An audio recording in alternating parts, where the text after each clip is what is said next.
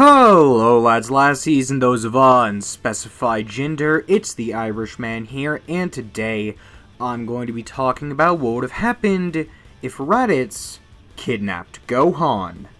Now, for this story, like most what-ifs, we are going to have a bit of build-up before actually starting off with the story. Raditz wouldn't just take Gohan and leave the second he has the chance, because that idea wouldn't really make much sense to him. Yeah, sure, a Saiyan-human hybrid is cool, but what does it really matter? It's basically just a Saiyan but watered down in Raditz's eyes.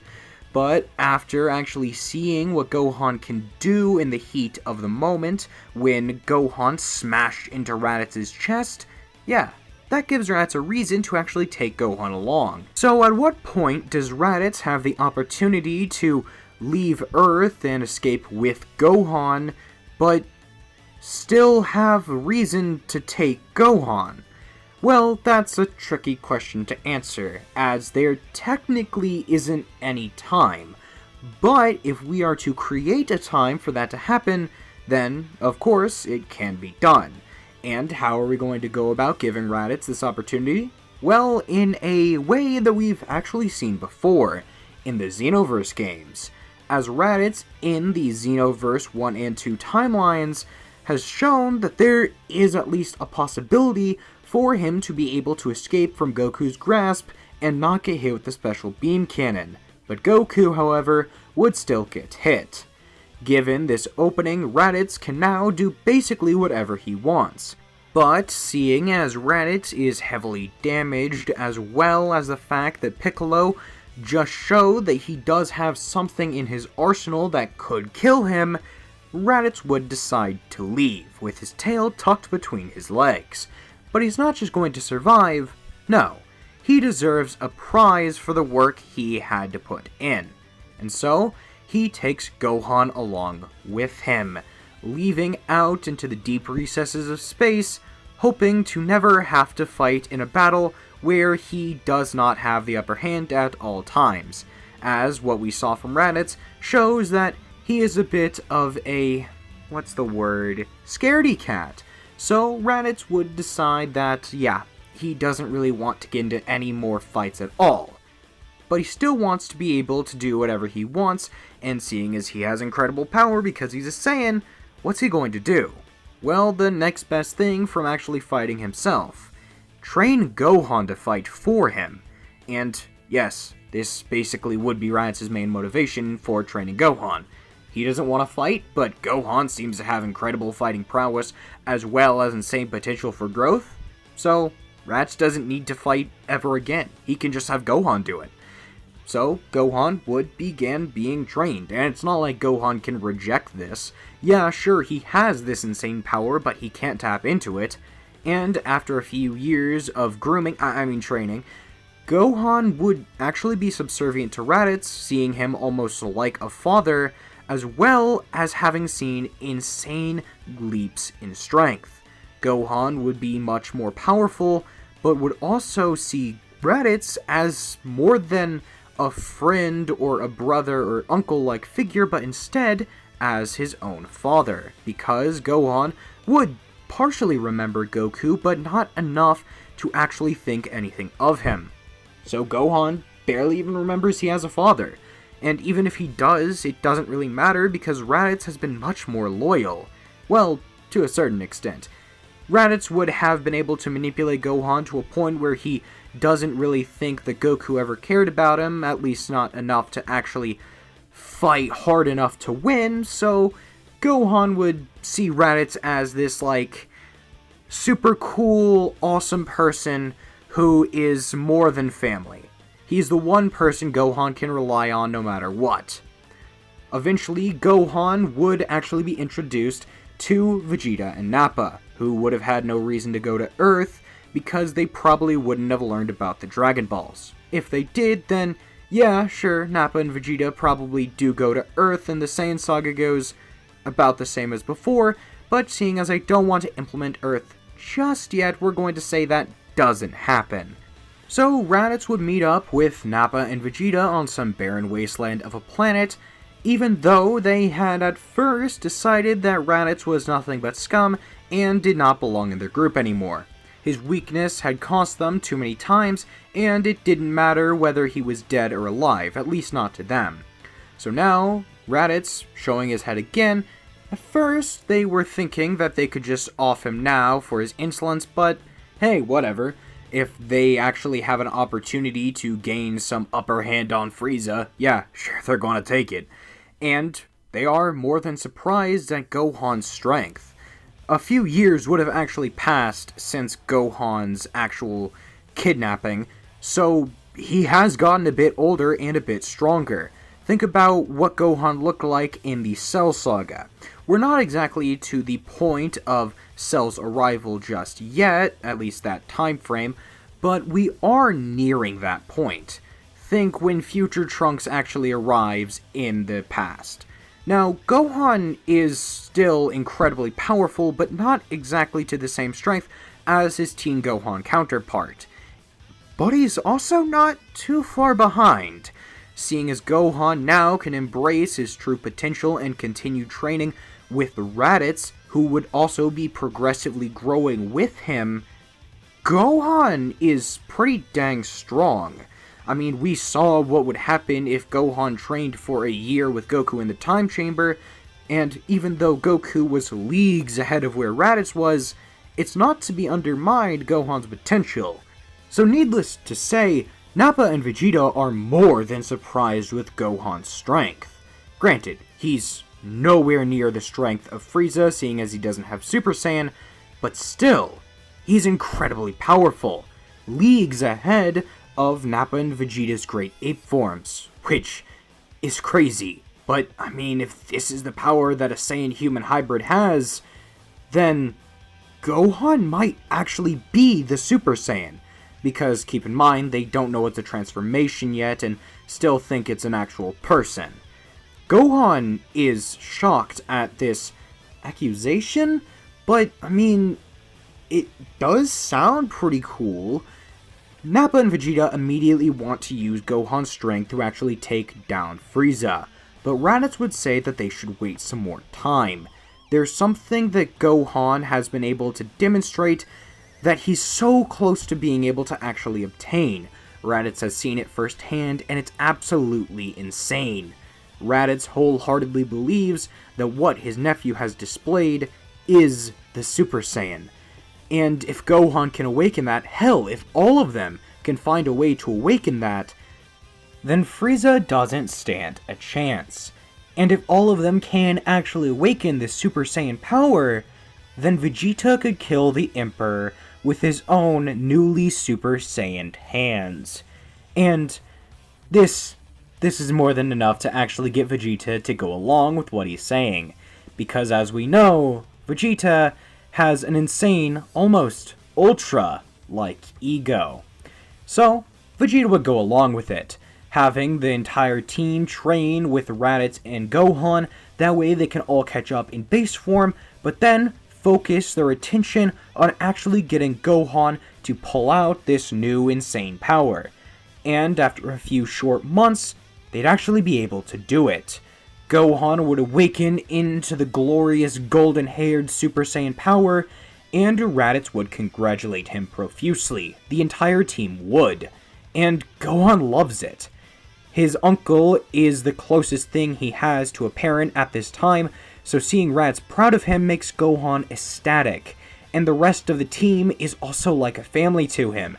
So seeing how much of pride they have in him, well, it's enough to put a few tears to his eyes, or at least it would be if he hadn't just awakened Super Saiyan, something that gives him immense pride in himself.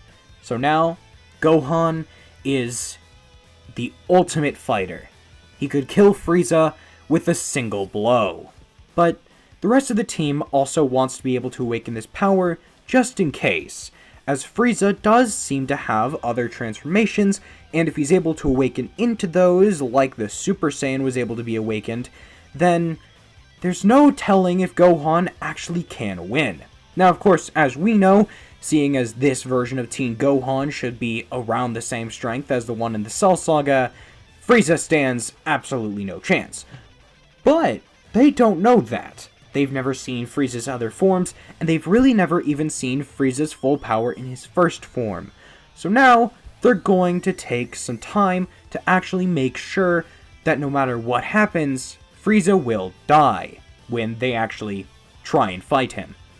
And after another few short weeks, they would actually be able to all awaken Super Saiyan. It takes some time, and it definitely is difficult, but they're all able to do it. And now, with a Super Saiyan squad, they would launch an attack on Frieza. And oh boy, does it not go well for the Frost Demon. After all of the troops are defeated, Frieza would be standing there alone. Seeing the Saiyan squad in full power, well, still in base mind you, Frieza would be irritated, but not completely devastated, as his troops were weak in comparison to the almighty power of Lord Frieza. So, Frieza would decide to humor the Saiyans. He'll go into his second form and fight them that way. He'll give them the dignity of death by the slightly transformed Emperor. But then, after reaching his second form, he'd realize, oh god, they're way more powerful than this. So Frieza would resort to not even wasting time with his third form and going straight into his final glorious true form. And it is still easily defeated by the Prince of the Saiyans. But as much as Vegeta wants to get the killing blow, he and the rest of his team have changed so much, become such better people after spending time with Gohan, who, if we're being honest, is probably the purest character in all of Dragon Ball. Vegeta would decide to give his friend the kill, or more so his nephew the kill. Cause even though Raditz is his actual uncle, Raditz is more of a father to him. Vegeta and Nappa are more like uncles, and Vegeta wanting to give the legendary Super Saiyan, and yes, they would think Gohan is really the legendary Super Saiyan because he was the first to achieve it, Vegeta would want to give him the kill, and so he does. Gohan would stand in front of Frieza, putting his hand out, and demonstrating that although the rest of the team had become better because of him, he had also become a bit more violent because of them. They've all reached this neutral, good kind of route. Then, Gohan would end the life of the Emperor with one attack. And that concludes the Frieza saga, but where do we go from here? Well, there's no real reason for the Saiyan squad to actually head back to Earth, so the Android saga and Buu saga wouldn't really happen. Well, it would still happen, but it would have a relatively bleak outcome, seeing as Gohan and Vegeta wouldn't be a part of the story, and the characters that actually would be a part of the story on Earth would be far weaker, and wouldn't stand a chance against the androids. But we'll give them the benefit of the doubt and say that they're able to pull through with the androids, and maybe the Buu saga has some weird pullout where they actually end up surviving. But that's just saying that Earth gets a happy ending. Where do we go for the Saiyans? Well, it would actually be a quite interesting kind of almost family sort of dynamic. They would go around the universe in this team formation, almost as if they are some sort of a family, going around the universe looking for a challenge, a proper fight, something to get their Saiyan blood pumping. And after a while, where they wouldn't really find any challenges, especially not for their Super Saiyan form, they would decide to go to a place called Namek, somewhere Nappa would have known a bit about, but would have never really had any interest in. Yeah, sure, the Dragon Balls were supposedly a thing, but it was entirely possible they didn't even exist. But with Raditz adding his 2 cents in, they would find out that the Dragon Balls were actually real, or at least by what the Earthlings knew.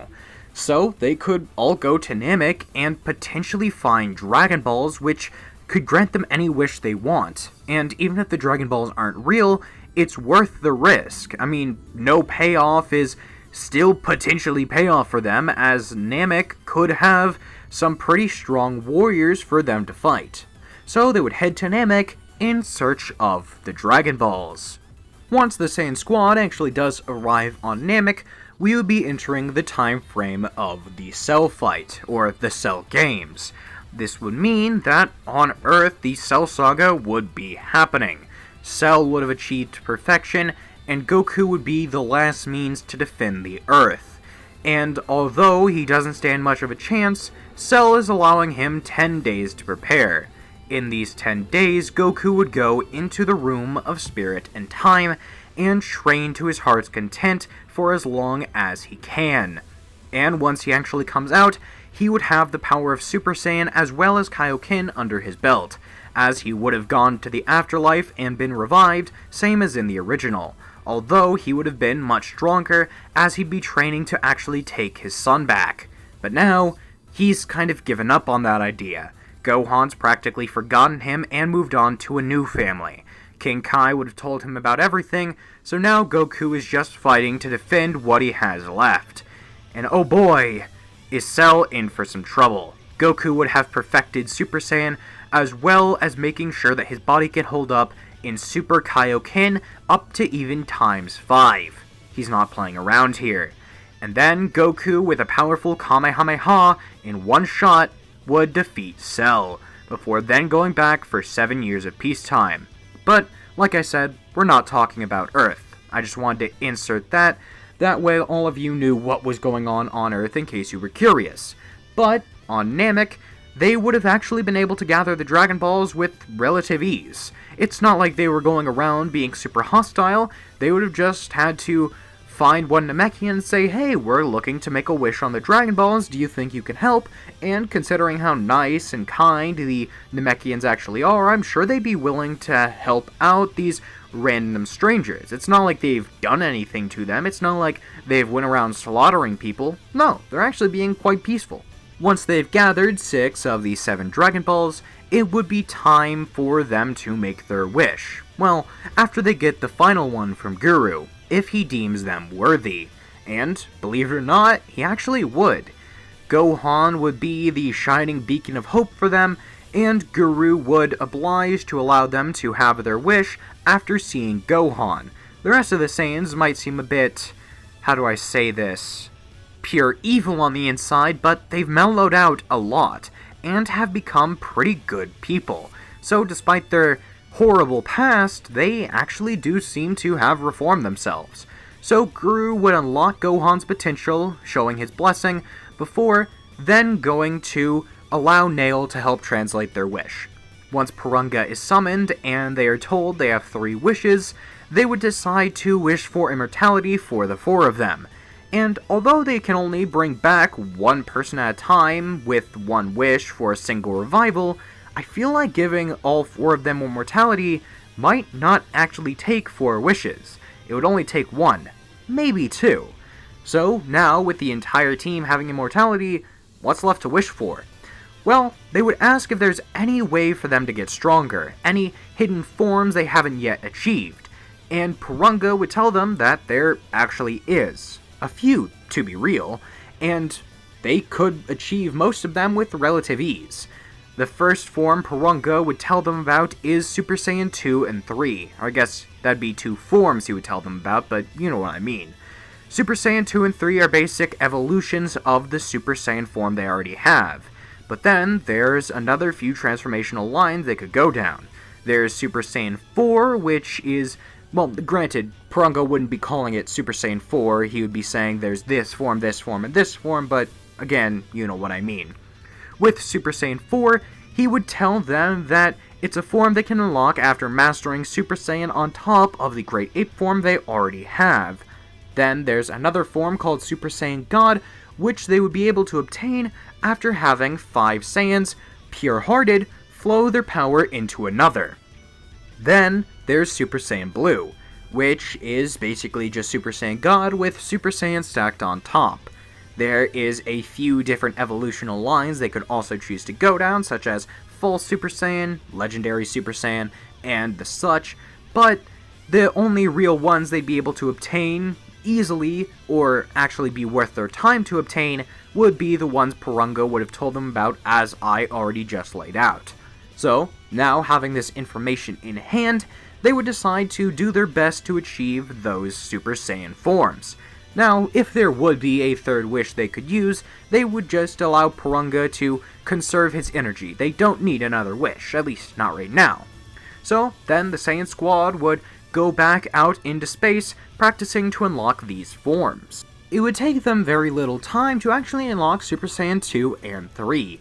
In fact, they'd be able to do it within only a few weeks. And then the next step would be Super Saiyan 4. They would begin mastering the Great Ape form. Well, for Vegeta it was already mastered, but for Raditz, Nappa, and Gohan it wasn't, so they'd master the Great Ape form and then put Super Saiyan on top. And eventually they would actually be able to shrink down, mastering the form, and obtaining Super Saiyan 4. The next step would be unlocking Super Saiyan God, but they only have a total of 4 Saiyans, so this would be relatively hard to do since they would need to find 2 more, and they're not sure if there are even 2 more Saiyans out left alive. So where do they go from here? Well, they would decide to just settle with Super Saiyan 4. It's an incredibly powerful form, and they don't really need anything else. There's never really been any other bigger threat. But then, Beerus would awaken in search of the Super Saiyan God. And that's where we're going to be leaving things for now. I hope you enjoyed watching this, as I certainly enjoyed making it, and if you could please like the video, subscribe to the page, and hit the notification bell, that would be very much appreciated. This is, always has been, and always will be the Irishman. Talk to you later. Bye.